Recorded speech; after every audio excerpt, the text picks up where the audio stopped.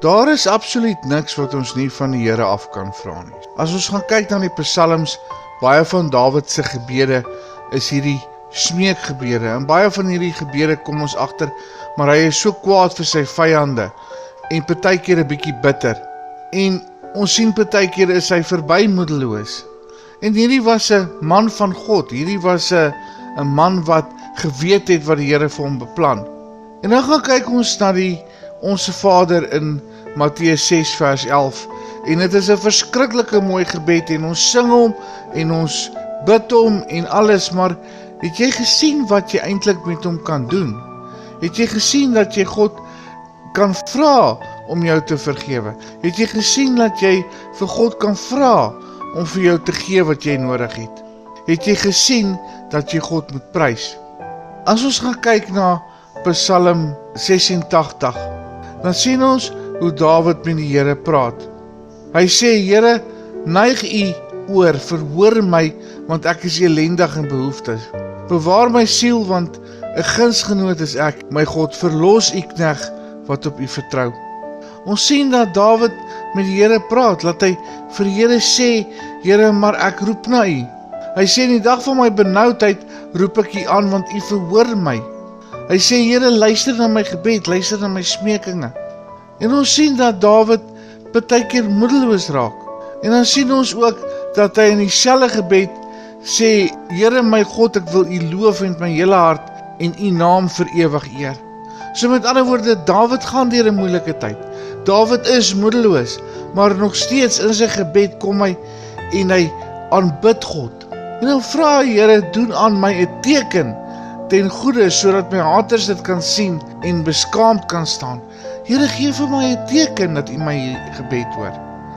Dit was Dawid se hart, dit was wie Dawid was.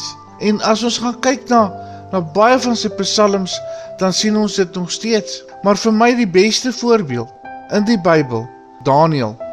Ons lees in Daniël 6, en net toe Daniël verneem dat die bevelskrif geskrywe was, het hy in sy huis gegaan.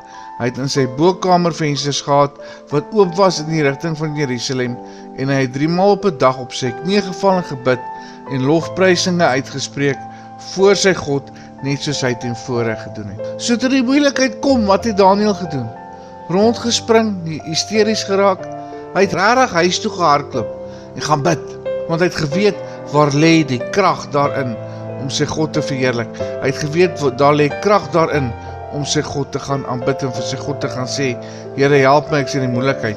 En dan lees ons in vers 22, toe het Daniël met die koning gespreek, mag die koning vir ewig lewe, my God het sy engel gestuur en die bek van die leeu's toegesluit, sodat hulle my geen leed aangedoen het nie, omdat ek vir hom onskuldig bevind is. Met ander woorde, Daniël het gaan bid, en toe beland hy in die leeukuil, en toe sy rustig, want hy het geweet, sy God gaan sy gebed antwoord, en dit is waar ons moet uitkom.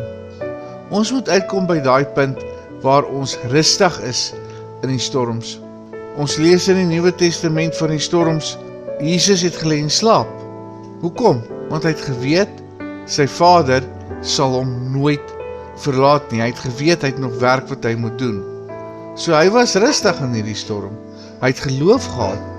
Hy het geweet, sy werk is nog nie klaar nie. So kom ons onthou dit, kom ons maak dit ons prioriteit, om as dinge begin moeilik raak, rustig te bly en bidend te raak. Want dit is wat God van ons vra. Hemelse Vader, dankie vir die goedheid, dankie vir die liefde, en dankie dat ons op U kan staatmaak.